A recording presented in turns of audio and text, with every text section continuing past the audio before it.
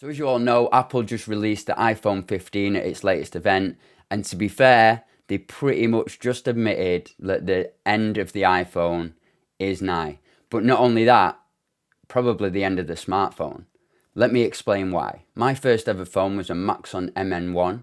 It had like a dot matrix display, it had polyphonic ringtones, and it was pretty damn rubbish. Around 10 years later, I had a Sony Ericsson W10i, which, to be fair, wasn't really a massive leap considering 10 years had passed.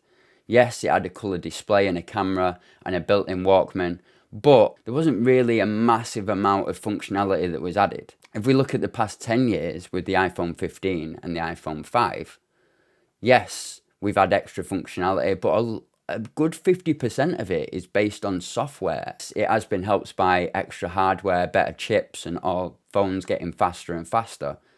But if you look at the design between the two, it's pretty much the same. Still aluminium, still camera on the back, camera on the front, touchscreen, and the UI is pretty much exactly how it looked back then. So something's going to come along and change everything for us, and literally all our smartphones are going to end up on the scrap heap. So bear with me, I have got a point here, but I'm going to take you through the history of the phone itself. Alexander Graham Bell was the inventor of the phone. Although Edison was going along the same lines, it was actually Bell that got the patent. Now in 1877, he released the Bell box, which was literally a dial, a microphone and a speaker. And for 100 years, the design remained pretty much untouched. Then in 1973, Motorola released the first ever portable phone, which wasn't too good. It weighed over a kilogram, it took 10 hours to charge, and you got 30 minutes battery life from it. Even at this point, it was just an evolution of the phone.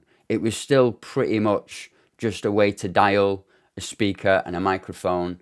And it wasn't until smartphones came along that we had a real revolution. The introduction of the smartphone was a massive leap forward in what we actually thought was capable. If you look at Star Trek, for instance, like with the communicator module, it was just a way to communicate. There was no texting, no snake game, none of that. It was literally just a phone. Now, the first smartphone to ever get released was the iPhone back in June 2007, which was 15 years ago. And in that year, they sold 122 million units. Halfway between then and now in 2014, when Android had joined the game, they sold around 1.2 billion units every year. And it's settled at around 1.4 billion units today. That means there's a smartphone in the hands of 7 out of 10 people worldwide. There's nothing really we can push onto our devices anymore, apart from make them a little bit better at doing things for us, maybe adding cameras, maybe an under-screen camera,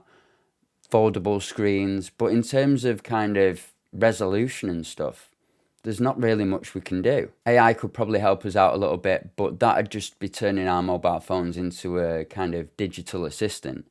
And even then, that'd be software based, and we wouldn't really need to do much more with the phone itself. So moving away from smartphones might feel a bit strange, but there are alternatives out there, and there's two camps to this. One side want deeper immersion into like the content that they're consuming, and the other side want the technology to kind of fade more into the background and be less distracting. I think the closest device that we've probably got to this would be, say, smart glasses, but we're nowhere near close to that yet. We've got like the Quest 2, which is kind of a recreational device more than anything else. And then you've got the Vision Pro, which isn't quite out yet, but that's pretty close given the kind of pass-through mode where you can see both ways. But with it being a £3,500 device, it's not going to be accessible to everyone straight away. But I would definitely say this is a good first step. I just want to take this opportunity as well to ask you, if you've liked this content so far, please like and subscribe. There is actually another alternative to this. There's a company out there called HU.MA.NE Inc. that started off in 2017 and from two big Apple executives actually, and they're actually a husband and wife duo, which I think is pretty cool. But for 5 years we've not really been hearing much from them, to be fair. But recently in a TED talk they released this. We agree. Sorry, this is my wife. I'm gonna have to get this. Hello? So I actually like the idea of the AI pin, but it is a first generation device and, you know, it's a little bit different, but maybe we can get used to that. There's some weird things about it though, with the lasers projecting it onto your hands. There's no actual screens. There's no actual chance to consume any content. People like consuming stuff, say when they're commuting to work or they've got a spare 5 minutes while they wait for the kids to come out of school. I can't help thinking though it's more of a digital assistant. I know one thing that's going to be a mixed bag is the always on camera. I mean, there obviously is some privacy concerns there. I'm sure that people have different views on this. However, rather than you holding your phone up while your kid's taking its first steps, it would be nice to just be in the moment and allow the device to save it later. So I like the idea of that. Another issue that I see if this got widely adopted, you know, everyone walking around with the camera on the chest. As a person who makes a lot of videos, I understand that people are not quite the same in front of a camera. And it might create this falseness, even with the most normal of interactions, you know?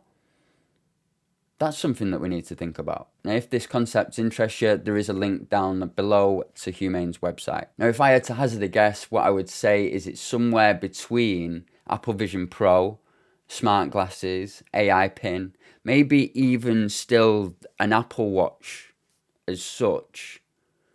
But there's one thing that's for certain.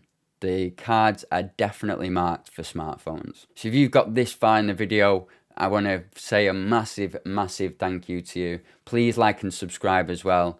And I will definitely catch you in the next one.